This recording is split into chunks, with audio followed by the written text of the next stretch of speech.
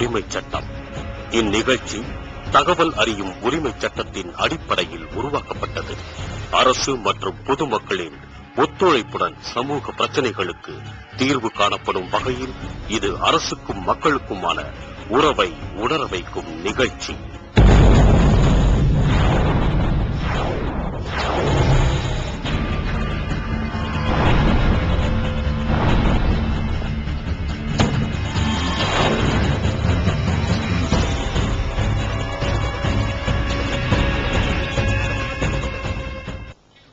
உலகமெங்கும் உள்ள முன் தொலைக்காட்சி நேயர்களை நெஞ்சுக்கு நீதி நிகழ்ச்சிக்கு அன்புடன் அழைக்கிறோம்.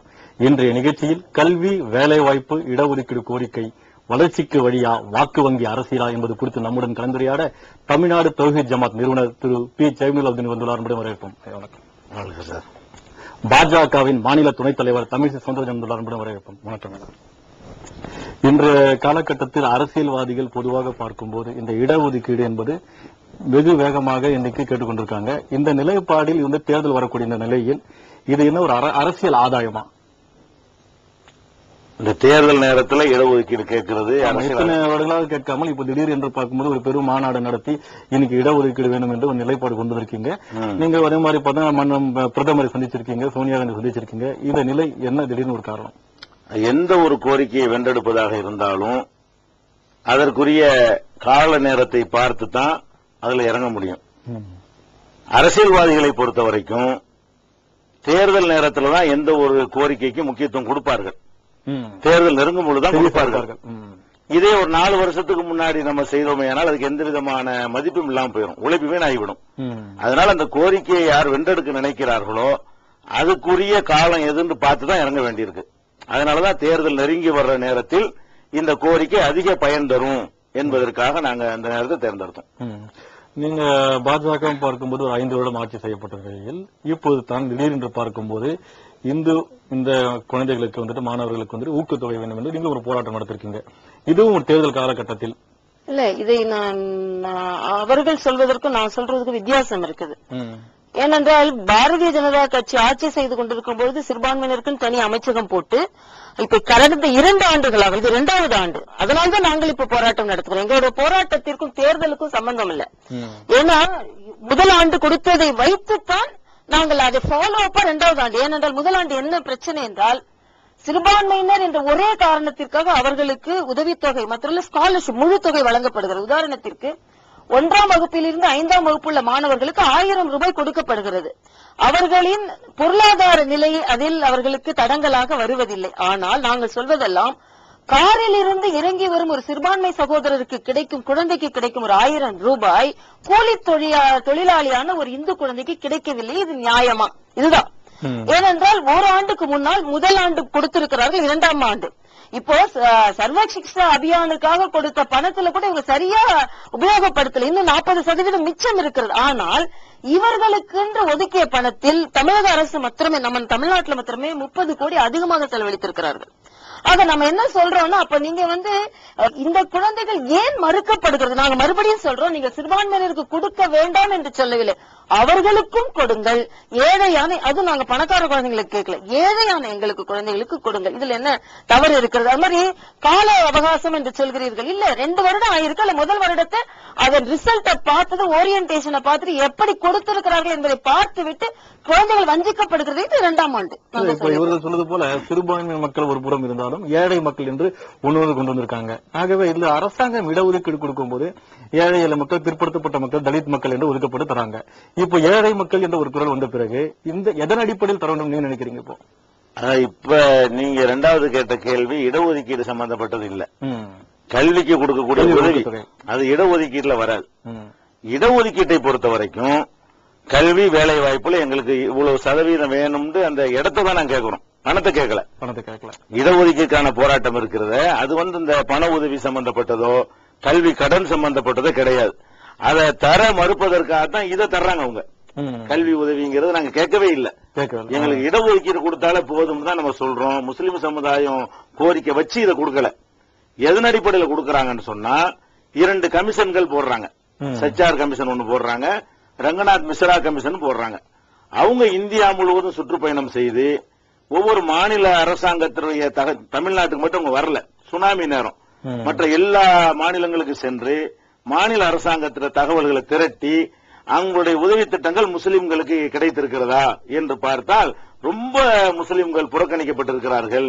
கடன் கிடைக்கல, கல்வி உதவி கிடைக்கல, வேலை வாய்ப்பு கிடைக்கல, எல்லாத்தையும் ஆதாரங்களோடு அவங்க எடுத்து வைத்துக் கொண்டு அவங்க ரொம்ப கீழே கிடக்கிற ஒரு சமுதாயத்தை நம்ம மேல கொண்டு வர்றதா இருந்தா அவங்களுக்கு கல்வி உதவி கொடுங்கன்னு ஒரு கமிஷன் போட்டு செஞ்சாங்க.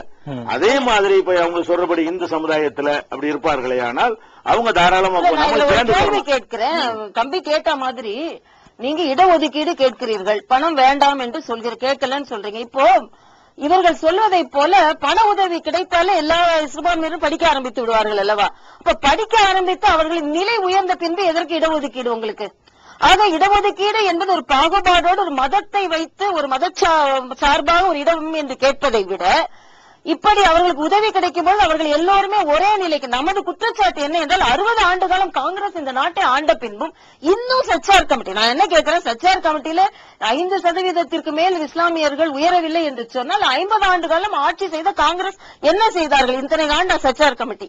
ஆக நாம என்ன சொல்றோம், இப்ப இது மாதிரி உயர்ந்து வரும்பொழுது மதத்தை வைத்து இடஒதுக்கீடு கேட்பது என்பது அரசியலமைப்பு சட்டத்திற்கு எதிரான ஜாதியத்தையும் கேட்கக்கூடாது. என்ன கேட்டா அதுவும் அரசியலமைப்பு சட்டத்திற்கு எதிரானது. நாம் மரியாதைக்குரிய அம்பேத்கர் என்ன சொன்னார், 10 ஆண்டுகளுக்கு தான் இடஒதுக்கீடு கொடுத்தார்கள். நமக்கு இருக்கிற கவலை எல்லாம் இடஒதுக்கீடு என்று கொடுத்து விட்டு அந்த சமுதாயம் முன்னே வர மறுக்கிறது. 10 ஆண்டுகளுக்குள்ள இப்ப அது முடிந்திருக்க வேண்டும். இப்ப 60 ஆண்டு காலமும் இன்னும் அந்த இடஒதுக்கீடை வைத்துக் கொண்டு அந்த சமுதாயம் மேலே வந்து விட்டதா என்றால் மிகப்பெரிய கேள்விக்குறிதான். அதனாலதான் நம்ம இந்த இடஒதுக்கீடு என்பது எந்தைக்காவது ஒரு காலத்துல ஒரு ஃபுல் ஸ்டாப் வரணும்னு நான் நினைக்கிறேன். ஏன்னா இது போய்கிட்டே இருக்குது. 60 ஆண்டு காலம் என்றால் அம்பேத்கர் என்ன சொன்னார், இந்த சமுதாயம் ரொம்ப கீழ்த்தங்கி இருக்கிறது, அதாவது ஒரு 10 ஆண்டுகளுக்கு கொடுங்க, 10 ஆண்டுகளுக்குள்ள அவங்க மேல வந்துருவாங்கன்னு சொன்னாங்க. 10 ஆண்டுகளுக்குள்ள வரவில்லை, 60 ஆண்டு காலமாயும் வரவில்லை. என்னைக்கு இதுக்கு ஒரு முடிவு? அதனால உங்களுடைய குற்றச்சாட்டு யாருமே சொல்றீங்க, இந்த இடஒதுக்கீடு பெற்றவர்கள் சரியான முறையில் பயன்படுத்துறாங்க, அரசியல்வாதிகள் எதை கொடுத்தாலும் பெற்றவர்கள் எப்படி போய் சேர வேண்டுமோ அப்படி போய் சேரவில்லை என்று நான் சொல்கிறேன். உதாரணத்திற்கு சொல்கிறேன், எனக்கு தெரிந்த ஒரு மருத்துவ, அதற்கு நீங்கள் இடஒதுக்கீடு தேவையில்லை என்ற நிலைப்பாட்டில் பேசிக் கொண்டிருக்கின்றீர்கள். ஆமா, கொடுத்தது சரியாக பயன்படவில்லை என்றால் பின்ன பிரயோஜனம் என்ன? கொடுத்தது சரியாக பயன்படவில்லையா, கொடுத்த சரியான முறையில் கொடுக்கப்படவில்லையா? இல்ல, அதாவது தலித் சமுதாய மக்களுக்கு கொடுத்த இடஒதுக்கீடு 10 வருஷம் சொல்லி தான் கொடுத்தாங்க. ஒவ்வொரு 10 ஆண்டுகளையும் எக்ஸ்டென்ஷன் பண்ணி கொண்டே இருக்கிறார்கள். அப்ப அந்த 10 ஆண்டுகள் இடஒதுக்கீடு கொடுத்த பிறகு ஆய்வு செய்யறாங்க. எதிர்பார்த்த அளவுக்கு முன்னேற்றம் வரல. முன்னேற்றம் வரலன்னு நீங்க சொல்ல இயலாது. 60 ஆண்டுகளுக்கு முன்னாடி தலித் மக்கள் எப்படி இருந்தாங்க அப்படியே இப்ப இருக்கிறாங்க. இன்னைக்கு அந்த மக்கள் கலெக்டரா இருக்கிறாங்க, கவர்னரா இருக்கிறாங்க, பெரிய பெரிய பொறுப்புகள் இருக்கிறாங்க. போதுமான அளவுக்கு இல்லைங்கிறதா சொல்லலாமே தவிர